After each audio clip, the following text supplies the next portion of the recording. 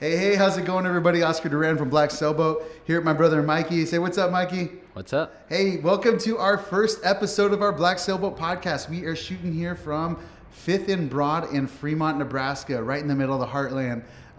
We love the Omaha MSA and all the small communities around it.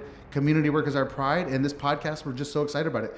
Mikey, do you want to tell folks what we're going to be doing here? What's our goal? Yeah, we're going to be doing one of these a week. We haven't quite committed to a day yet, but hopefully they'll eventually be on the same day each week. We're going to go back and forth each week. Oscar or myself is going to kind of bring a topic of discussion to the table based on an article we've read or an experience we've had. And this week, Oscar's got an article from Strong Towns that we're going to talk about a little bit and just kind of have a conversation around and try to bring it into our own work and talk about it in a relatable way. So I'll let you introduce it.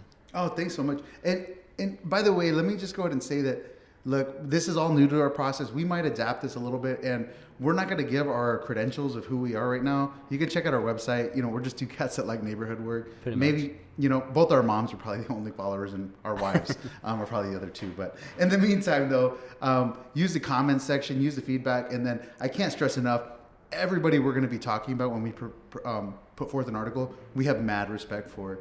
It takes a lot of courage to put yourself out there and your ideas, and honestly, we just want to keep talking about it. So, like Mikey said, the article coming to us from today is on Strong Towns, and before I dive in, I put all my stuff on Flipboard. Mikey, do you want to tell me what Flipboard is?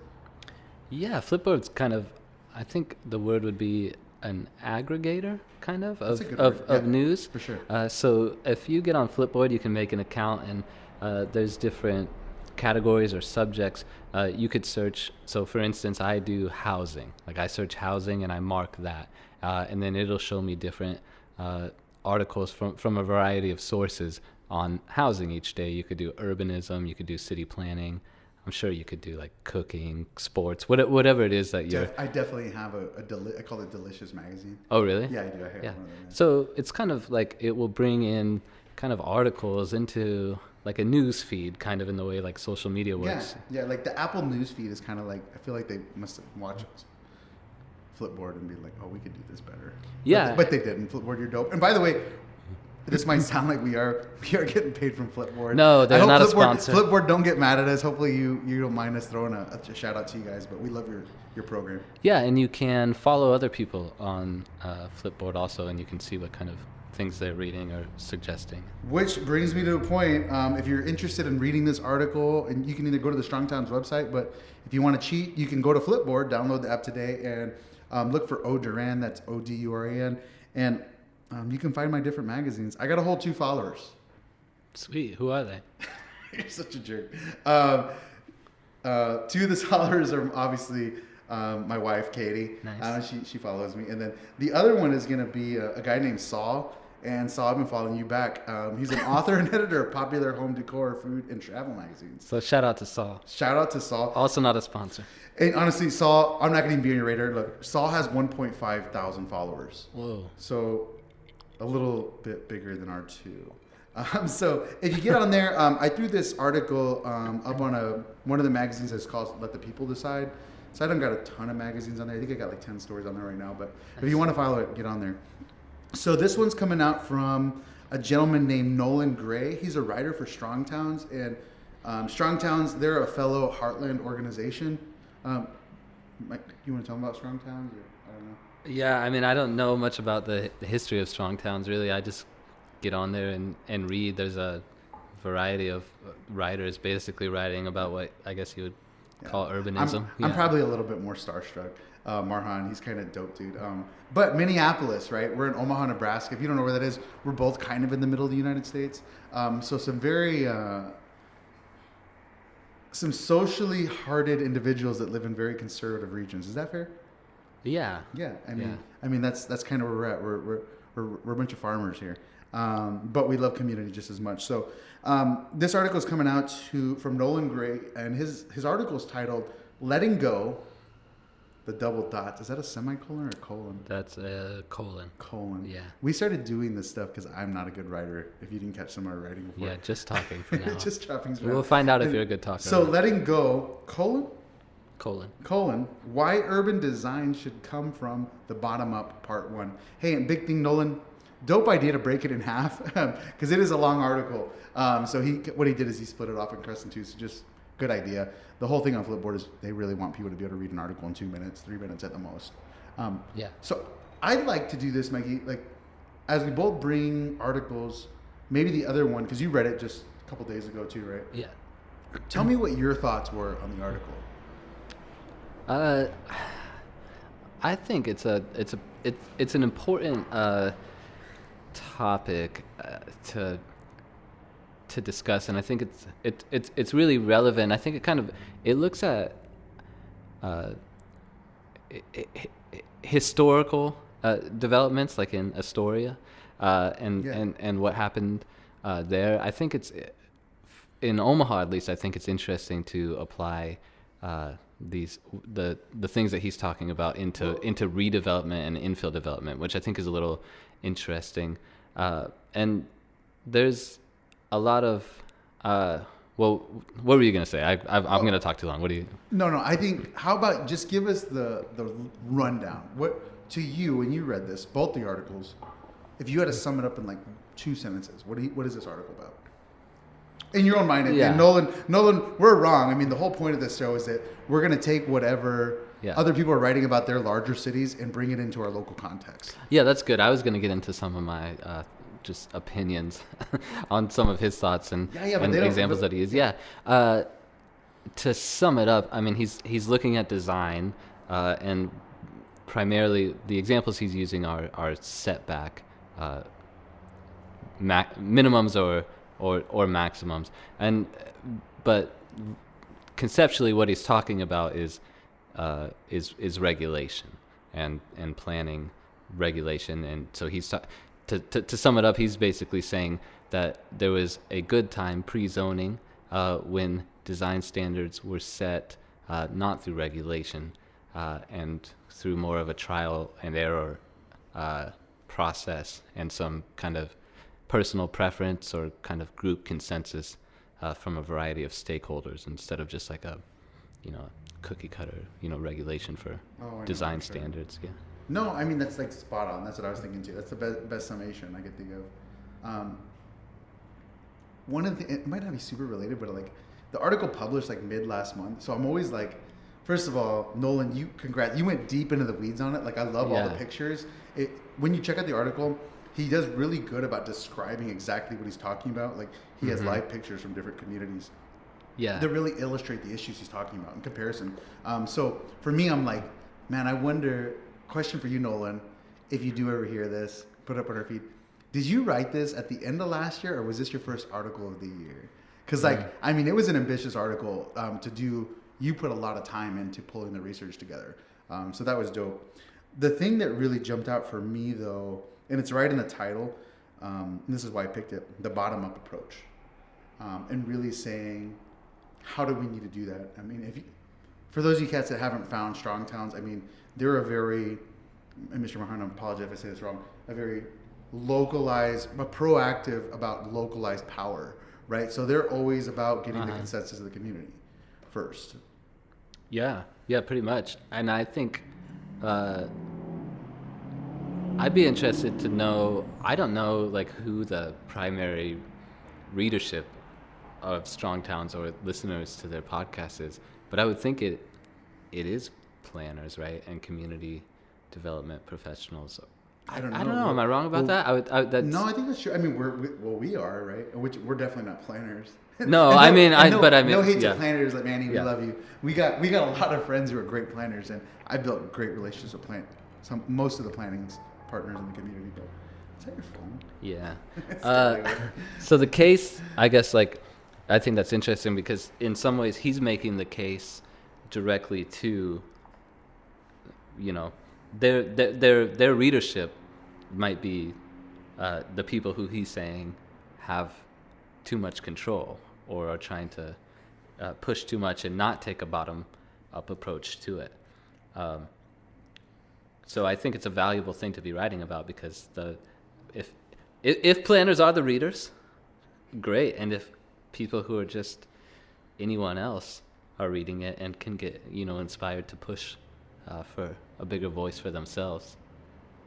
That's great too. Well, they're really trying to tap into the larger environment. We're like, I don't know if Nolan's out of New York. I don't know where he's based out of. I know Strongtown's based out of the Heartland, like we are. Yeah. But they're trying to talk about the context of Madison Avenue. I mean, that's a bigger, fancy name. If I talked about the Old Market or downtown Fremont.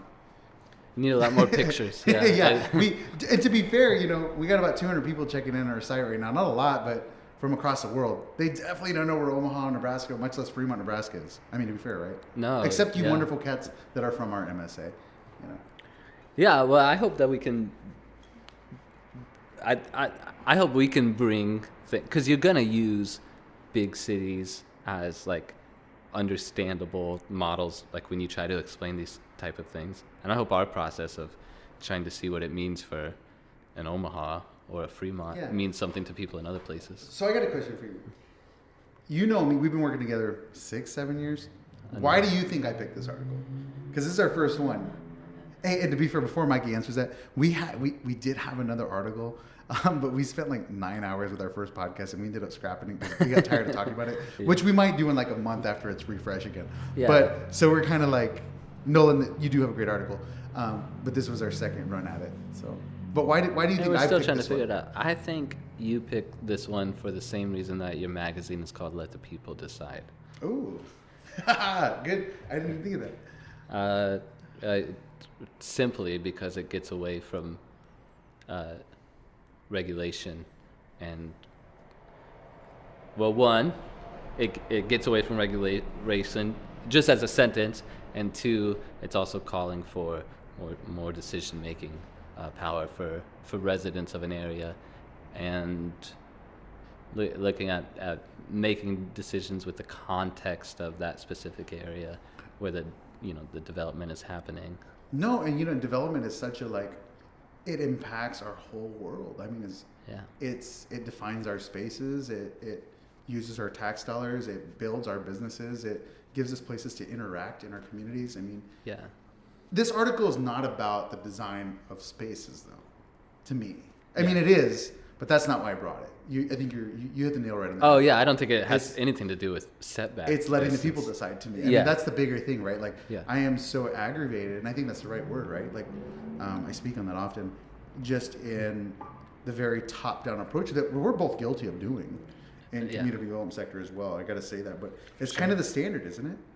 I mean, it is overwhelmingly the standard. Yeah, I would say. And I mean, that's not like to be bad. We're moving against it, but. I mean, let's talk about collective impact. Yeah. Okay, you're laughing. You're laughing. Yeah. Tell me what you think. Well, it's kind of, so it being the standard, I think, not to just plug ourselves, but I think if you check out the video blog and you see Oscar's series on the 4 Ps that we're right in the middle of, about to finish up. One of the things that you've discussed there is the is it unadaptability, non-adaptability, inflexibility, whatever the word is, of programs.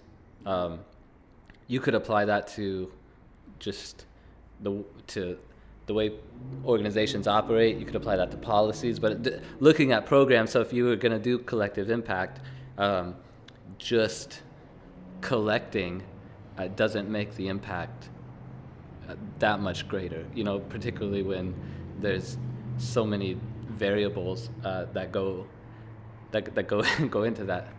Got a fan outside the window.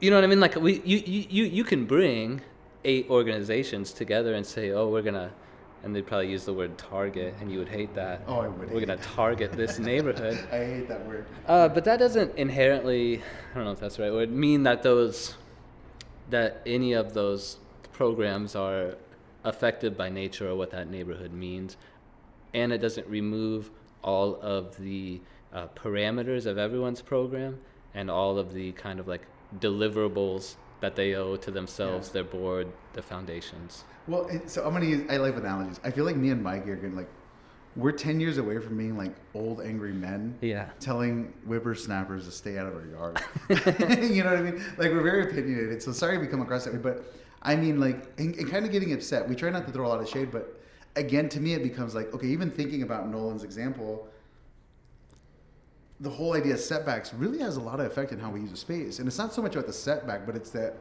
look, there's these long range planning standards. And believe me, I could give you 3 good stories over my last 12 years of doing this work where I fought this head on, you know, had not planning directors, but assistant planning directors, you know, we didn't get along. We didn't agree, you know, and part of implementing these NCEs on like South 10th Street. But then when we have to deviate from the plan, like, look, we were speculating. I mean, like, yeah, we're best shooting for what this plan could look like in 30 years. That doesn't mean we got to inhibit growth. Yeah, right, exactly. But I mean, we're probably the minority for sure, right? Like, most people would be like, just commit to something. I don't know. Yeah, everything has to be flexible in some way. And I think we talked about this a little bit before, and you said to save it for the podcast, but here we are. Oh, yeah. You know, I think that, you know, we kind of talked about some of this being like planning director. God, let's not get fired here. No, let's not. By the way, Black Sailboat, we always say we're like a band that doesn't play music. Yeah. We have other jobs. Yeah. We can't split it up. Like, we are both still in community development. Yeah. Mikey's hard knee deep into neighborhood work. I'm deep into church work. And believe me, if you don't get how that relates, hit me up 2 minutes and you'll be like, oh, damn, you're in deep too. But so I think like one critique I have of the article, not of Nolan, and I think maybe I could even be misinterpreting what he said. So I don't think it's every individual planner that feels kind of the way he's describing planners. But I think when you get into planning as a young ideological person, or you're coming out of a university, I think you've got a big battle ahead of you to really fundamentally change the way things. Well, and to me, again, I mean, I said it twice. Sorry, I just got excited, but I think Nolan's talking about planning as it is as a discipline, as it's taught in these urban studies program, which I bet I haven't asked anybody at UNO, but I bet is one of the fastest growing fields at University of Nebraska Omaha right now, is urban studies. You know, I know 5 cats that are out there that are in the scene. I don't really like cats. Sorry to use that word a lot. I'm kind of getting subconscious about it. Yeah, and I think that there's you could look at these regulations in design in a lot of ways that aren't just about design, like aesthetic, right? You could look at walkability when you talk about setback from the street. You could look at parking.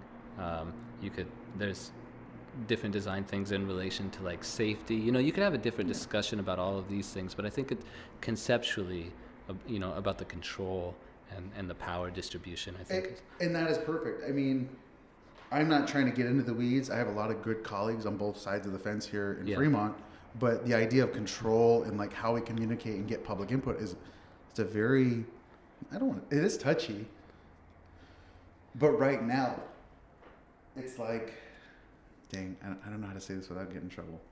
Let's do it. Next week we'll be looking for jobs. Yeah, shout out right now. If you got any jobs, Strong Towns, we love you guys. No, really though. No, we're not getting fired. We're too dope.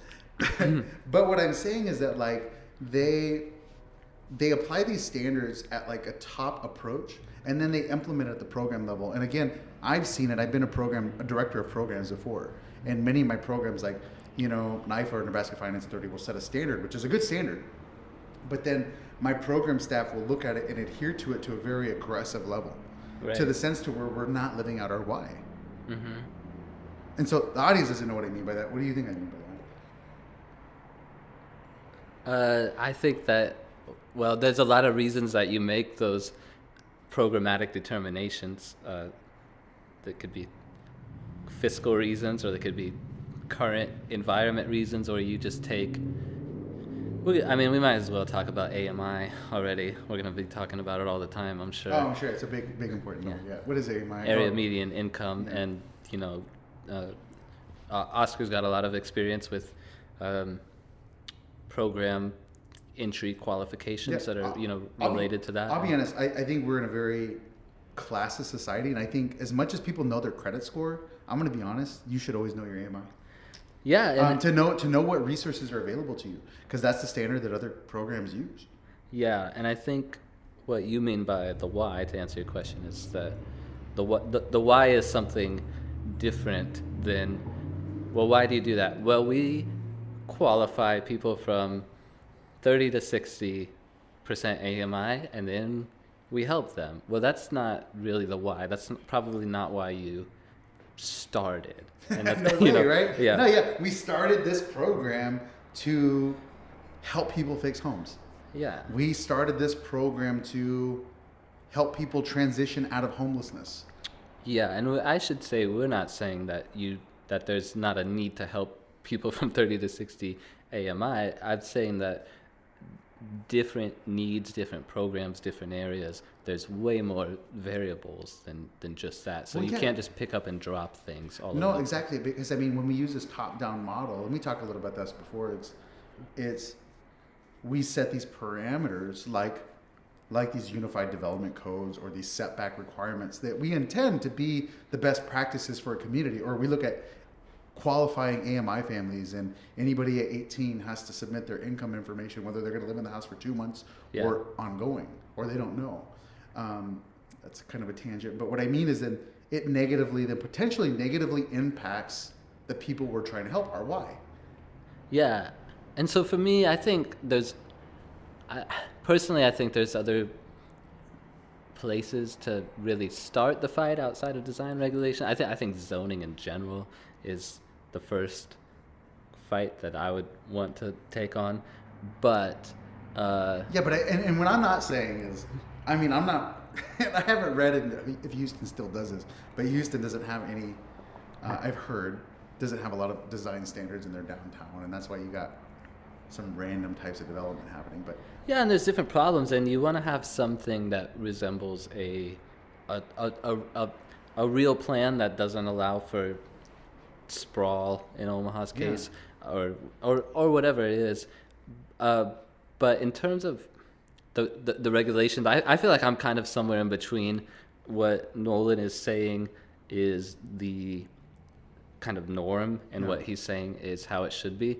I think I'm kind of in the regulate developers to do bottom-up development kind of. Expand on that real quick, because I think we're on the same page. Yeah, I mean, or we're ready for a good fight, and I love it. Yeah, maybe. I mean, that's the simplest way I think to explain it is basically if he's saying that we're regulating everything that developers do, and we should be letting kind of what happens happen naturally, or what happens happen naturally. Did I say that right with my plurals and my singles there? More Yeah, what I think is that the regulations should be around those developers working with the people in the area to make it match, because I think he talks about trial and error, and I think, well, sometimes good regulation comes out of trial and error. I don't think you want to just erase trial and error. I think there's certain things you don't want to do again. There's a happy medium. I just saw a story, terrible story, right? And I mean, I guess 2 months ago, a month and a half ago, some person locked their fire escape door. Obviously, there's a regulation against that. Yeah. And 5 people died. Jeez. This is terrible. I mean, there's an example of a standard that it was made in purpose to protect health and human safety, but then, speaking as, the other wing of Black Sailboat is we help clients develop properties. We got 4 clients right now, 3 different downtown districts, and, in the Heartland, and we're continually riding this line of helping folks balance really exactly what Nolan's talking about. Tough design standards and regulations that are, though good in practice, but they're inhibiting development. And I can say, as a property developer, some of these things aren't fiscally coherent. Is that the right? I don't know, coherent. I know what you mean. I mean, I think the people on one side of it will call it fiscally feasible. Yeah, they call it the developer dilemma. Yeah. Which I think is good to be cognizant of if you're on the other side. But you can't excuse it, because I mean, everything changes. Like the more you add, your construction costs go up. Construction costs go up by themselves too, by whatever the market. But when it comes to incentives, I think that's where you have the leverage, and that's where you can care a little bit less about the developer dilemma.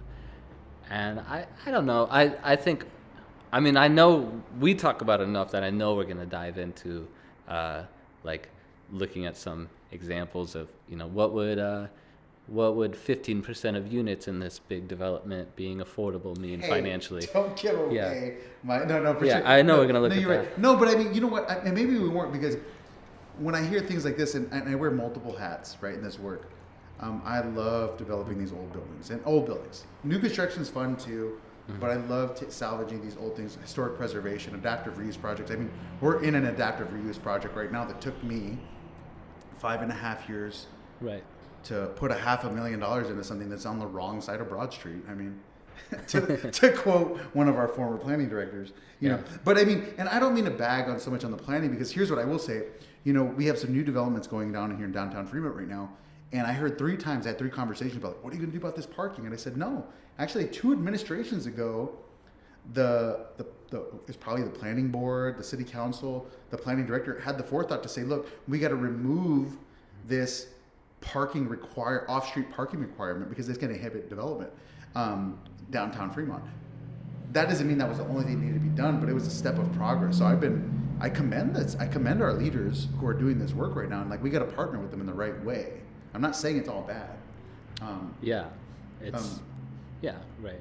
Well, you can, I mean, it's that or get nothing done, you know, in some ways. It's that or get, you know, a bunch of your friends to run great campaigns and win office and run the city, you know, in the way that you see best fit. Dang it, Heath. Yeah. Yeah, a lot of those little things I think we could really get into. I mean, we could have a whole conversation about parking regulations and why there's nothing good that comes from that, in my opinion. We could we're in an automobile-centric community. Yeah. I mean, I talked to one of my buddies. He owns he's an attorney in Omaha, and he owns the Bancroft Street Market. You know Bill. Yeah. It always baffles him every time. He's like, people are just obsessed about the parking. And I'm like, we're in Omaha. I mean, yeah, I know. The community development scene in downtown Omaha, we want to talk about parking, and we want to talk about the streetcar. I mean, yeah, and I think at some point you have to say, bikes well, now, I mean, what? So what? So what if everyone drives here? We know it's not good, you know, and yeah, I got 3 cars. I mean, yeah, but we have to be willing to say, like, yeah, this is going to be super inconvenient for drivers, but we know it's better for the city, and we know it's better for the future of the neighborhood. So I'm team don't make anyone have any type of parking if they've decided otherwise. Is that what we're talking about? What are we talking about? I'm anti-parking. I don't know if that came out. Would that come off pro-car from me? I don't know. I wasn't being pro-car. I'm being super anti-car. We at Black Sailboat don't take official positions. We do on certain things. But here's what I'm saying. We are ecstatic that there are proactive measures to reduce potential challenges of problems with parking in downtown Fremont. Yeah, so I'm sorry that I took an official stance. No, that's me. It's not official. I'm talking for myself. That's me building relationships with the city. And actually, you're right, though. I mean, yeah. Here's what I'm going to say. I don't think any community that has parking standards or that has setback standards is anti people using the spaces functionally or anti-development. Obviously, I don't think there are developers that are anti-development. But what I'm saying is at a certain point, these rules that are wonderfully rooted in forethought of protection for good development are inhibiting progress, which is why I really relate to the whole, what I understand to be the Strong Towns movement of localized power. You know, and again, you know, here's the thing: nobody's writing articles, well, not positive ones, about development in downtown Fremont, other than people in Fremont and not even Omaha, really yet. Right. You know, so we got to carry that narrative forward. With vocal articles. So we need to find somebody else to write. All I can do is talk. I agree. I think we're on the same page on this, actually. No, I thought we were on different pages going into it. I think we're pretty close, though. Just my caution to the general concept is, if you say we're removing city control from X thing, and we're throwing it out to the world, then you're going to have certain people who are able to influence that and take advantage of that more, and in some cases that can potentially just open developers to do whatever they want to do, which is not necessarily always in the best interest of the future of the city. It's probably in the best interest of a 10-15 year profit model. Yeah, you hear that, Queens? Yeah. No, I wanted to not bring that up, but I guess we have to. Yeah. So. Without diving more, I mean. Yeah. And we should say again, like, we're this is a conversation we're having because of Nolan taking a step out there, and I should have read Nolan's bio. I think he's in planning somehow. He is. Yeah. Nothing that we say to the contrary is any type of critique of Nolan, and even if it is a disagreement, I think that's a healthy discussion. No, I mean, we relate to Nolan more than for sure anyone, because I mean, he's Nolan, talking about this crazy thing that we're talking about, that. And he's talking about like inefficiency in his industry, which he feels. I mean, he's not. Hopefully his boss ain't listening to this. But no, I mean, we got to push the field forward. It's the same reason why we're writing the 4 Ps. It's the same reason why this article resonated with me. Yeah. I guess my big takeaway is, look, I think we're making stuff a little too hard. Yeah. Harder than it needs to be. And if we look at it, and maybe not in big downtowns, but I would say yes in big downtowns. Look at the people really driving development. I talk a lot off book about the decentralization power, or like the class of society, and we have more affluent people making the rules. You even look at like how LIHTC dollars or TIF dollars are distributed, and what the application fees, and now even like our historical tax credit system. Right. Like, you need to start investing more, and you need to have this high level of knowledge to be able to do it. And the end result is the little mom and pops that are doing a $200,000 to $400,000 development in downtown, and that might not seem like a lot, but believe me, when that's one of 3 properties in your portfolio and that's your whole retirement, that's everything. And believe me, 2 of my 3 clients are that right now. Yeah. And I think when we'll certainly be talking about housing affordability and those kind of things, and I think design regulations are an influencer of those too, right? If there's design regulations that drive up costs, that's going to kind of change the what market rate housing might be. Yeah. And I agree with that for sure. And I think because of what you're saying is kind of why I feel the way that I do, is like the people who have the knowledge, the people who have the capital, the people who maybe have the connections, are able to take advantage of what comes down the line. And if you just put it out there, that will keep happening. And one of the options I think that should be available to people without that is to elect people who are going to hopefully make change to some of those things and try to kind of change the landscape, which is why I don't think regulation is bad across the board. No, that's good. That's good. We were about to talk about the effectiveness of I wasn't talking about anything in particular. I was thinking about a moon colony. Actually, I don't know what you're thinking. I would love to go a version mobile. Me and Mike haven't put in our applications yet, but hey, we're down to go colonize. My wife and my kids might not be. It was not in reference to anyone around here. Would Chrissy let you go to the moon? Yeah. What, like forever, or to just for a while? I think if you're going to commit to going to the moon, you're going forever. You got to stay there. Well, you got to stay on Mars forever. You know there's some group of planners that are talking about the UDCs over on the moon right now. I'm sure. Unified development codes. I'm sure. I feel like there's speculators, looking at property values. There's some very intelligent, and obviously me and Mike are the furthest thing from engineers as possible. And that's not a bad thing. Here's the thing. We know the world would not work well without engineers and people that are, you wonderful planners that have these forethoughts to plan things out. Yeah, and there's going to be times where you realize we don't know what we're talking about in terms of the other side of what we're saying. We could be totally wrong about something, but that's okay. If we are, let us know. Again, we're just trying to open a dialogue. I mean, with the people who we got two listeners in Japan right now. Yeah, that's kind of fun. I mean, hey, I think Soichiro, you're one of them. Hit us up. Yeah, but I mean, you could be listening and saying, well, they don't understand this, and maybe we don't. But let us know. But I guarantee you, they're dealing with the same dialogue of stuff. Yeah. Tighter regulation, inhibiting growth. That's the summation. In whatever community you're looking at.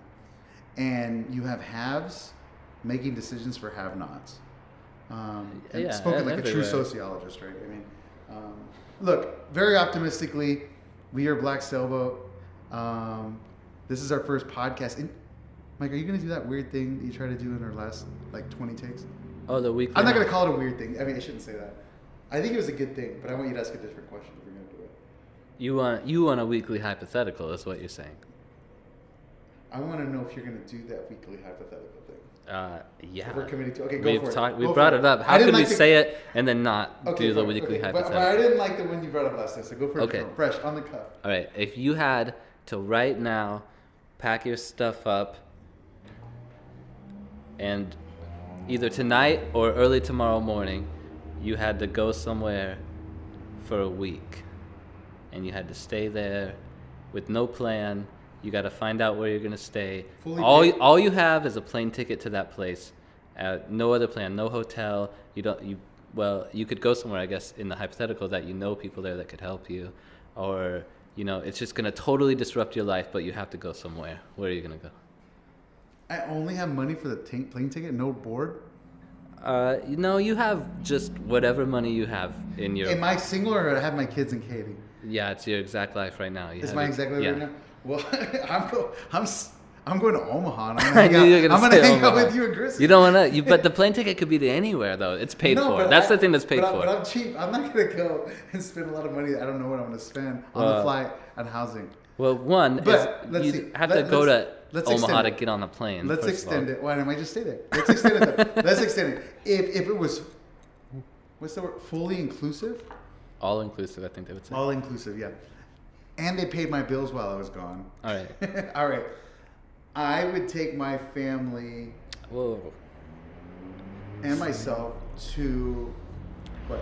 Well, the point of the hypothetical is not to change it to what's best for you. That's why it's interesting. I would have just said, "What's your dream vacation?" If all of these things involved. Okay. Well, fine. Then, what's your dream vacation? You didn't like my other answer. I said Omaha. I'd go to. What? I'm gonna be like, hey, me, Magnus, Katie, London, and Cazette are gonna be chilling with you. I mean, what are we doing? I got this. We're cutting this part from the podcast. I got this free money. No, this is the hard thing with the hypotheticals. I'm gonna be like, let's split it. And I do want to go to get a fancy steak somewhere, and Yeah, that's interesting. Well, you can make it what you want in your head. What I would say is, I'm gonna go in that scenario. If I have to cover money, any part, I'm gonna go where my friends and family are. So I love and where my home is. I love Omaha. Where would you go? Well, I live in Omaha still, so I'd be leaving Omaha. If I just had to go right now, get on a plane, and leave, I would probably go.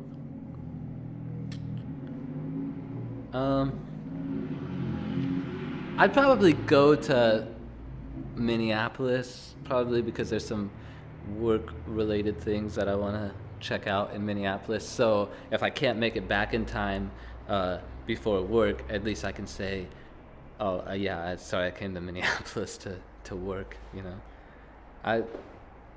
Chrissy wouldn't say that. Damn. No. But it's so cold right now, I'd be tempted to go to California or something. California? We just went to San Diego 2 years ago. That was dope. Yeah, it's all right. Well, that's this a is hypothetical. boring. I kind of regret asking you that on the fly. Yeah, thank you. You just ruined the whole podcast. Well, I made it up on the fly, so That's okay. It was a good one though. not bad, right? It would have been a good one if you just played ball, you know. I think everything. I don't know. Katie makes fun of me. I overthink everything.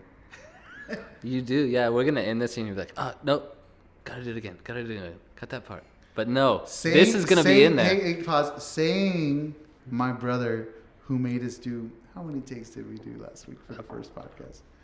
Well, you make us record in front of this window because you want the aesthetic. So there's all kinds of activity happening out there. We got people walking by. We've got Cars animals or missing pets. I don't know what these animals are. Can I say you haven't seen a single animal walk by? I've seen a cat. You have not. You were lying. I don't know breeds of dogs, but I've seen a small dog. And I've seen a FedEx worker. So, but the good thing is, not delivering anything. What Mike's talking about is that if you haven't gathered by now, we're sitting on an extremely busy intersection, and I would venture to say it's probably the second busiest intersection in Fremont.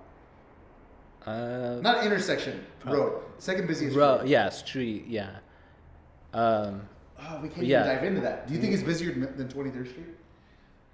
Oh no. Well, let's This is the highway. 23rd is not. I mean, probably if you took it for like 24 hours a day, probably, but during the day, maybe 23rd Street is. But let's just confine it to downtown Fremont. There is no reason to be listening to this anymore. No. Let's wrap this up. Let's wrap it up. We love your face. Mike, anything else to say? No. See you next week. See you next week. Peace. Peace.